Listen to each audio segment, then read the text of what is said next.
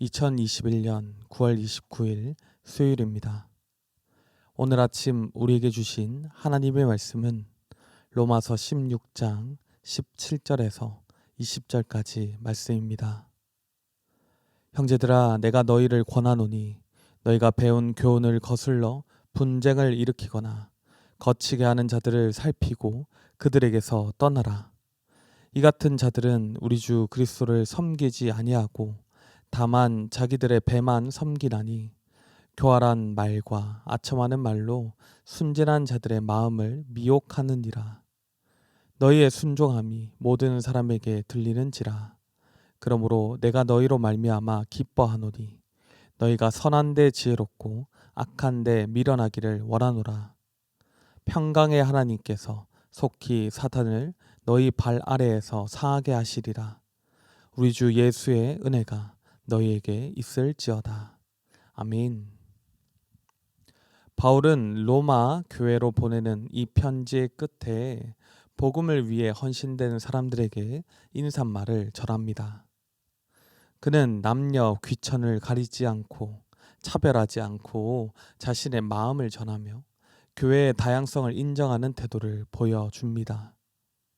지금보다 훨씬 더 엄격한 신분 사회에서 살았던 바울이었지만 같은 신앙을 가진 한몸된 교회 공동체의 구성원들을 차별하지 않으므로 교회가 서로의 차이를 초월하여서 깊은 연합을 이루어야 함을 신자들에게 가르쳐주고 있는 것입니다. 이어서 오늘 본문에서 바울은 그들이 조심해야 할 부분에 대해서 말합니다. 이것은 교회의 다양성 속에서 연합을 분열시키려는 사람들에 대한 경고의 의미도 함께 담겨 있습니다. 17절과 18절입니다. 형제들아, 내가 너희를 권하노니 너희가 배운 교훈을 거슬러 분쟁을 일으키거나 거치게 하는 자들을 살피고 그들에게서 떠나라. 이 같은 자들은 우리 주 그리스도를 섬기지 아니하고 다만 자기들의 배만 섬기나니 교활한 말과 아첨하는 말로 순진한 자들의 마음을 미혹하느니라. 바울은 로마 교회 성도들에게 그들이 배운 교훈, 즉 복음의 교훈에 반대되는 것을 가르쳐서 분열시키거나 또 사람들의 신앙에 장애물을 놓아 걸려 넘어지게 하는 자들을 주위에서 살피고 그들에게서 떠나라고 권면합니다. 왜냐하면 이런 자들은 예수 그리스도를 섬기는 것이 아니라 자기 배, 자기 욕심과 유익을 위해서 사는 자들이기 때문입니다. 그들은 교활한 말과 달콤하고 아첨하는 말로 순박한 성도들의 마음을 미혹시키고 교회를 분열시키는 자들입니다.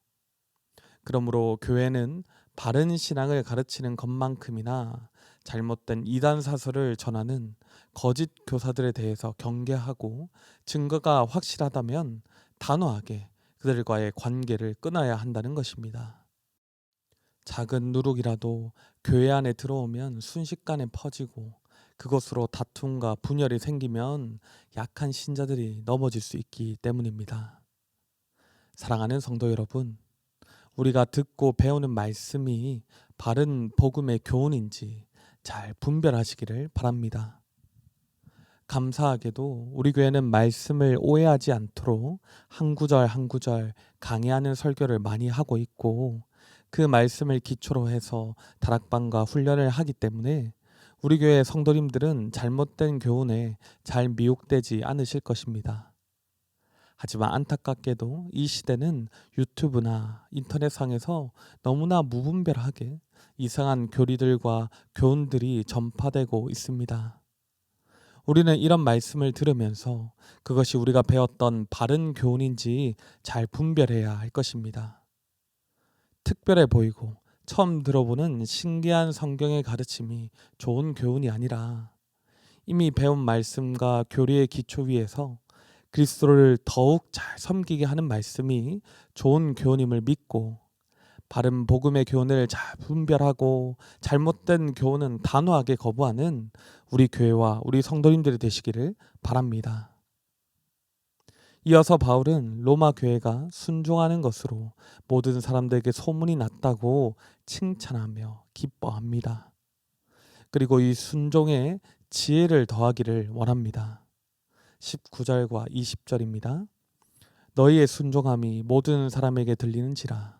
그러므로 내가 너희로 말미암아 기뻐하노니 너희가 선한 데 지혜롭고 악한 데 미련하기를 원하노라. 평강의 하나님께서 속히 사탄을 너희 발 아래에서 상하게 하시리라. 우리 주 예수의 은혜가 너희에게 있을지어다. 바울은 그들이 선한 데는 지혜롭고 악한 데는 미련하기를 원한다고 말합니다. 순종을 잘 하더라도 그것이 교활한 말과 아첨하는 말에 속아서 하는 순종이 아니어야 한다는 것입니다. 즉, 순종이 선하며 열매를 맺기 위해서는 순종의 지혜가 더해지는 것이 필요하다는 것이지요. 반대로 악한 데에 대해서는 우리가 미련해야 할 것입니다. 교회를 무너뜨리려고 복음을 대적하며 거짓 교훈으로 신자들을 미혹하는 일의 배후에는 사탄이 존재합니다. 이 사실을 알고 있었던 바울은 하나님이 속히 사탄을 그들의 발 아래에서 상하게 하실 것이라고 선언합니다. 창세기 3장 15절에서 여자의 후손이 뱀의 머리를 상하게 한다는 말씀을 염두에 두면서 현실 교회에 적용하는 말씀이라고 우리는 볼 수 있습니다.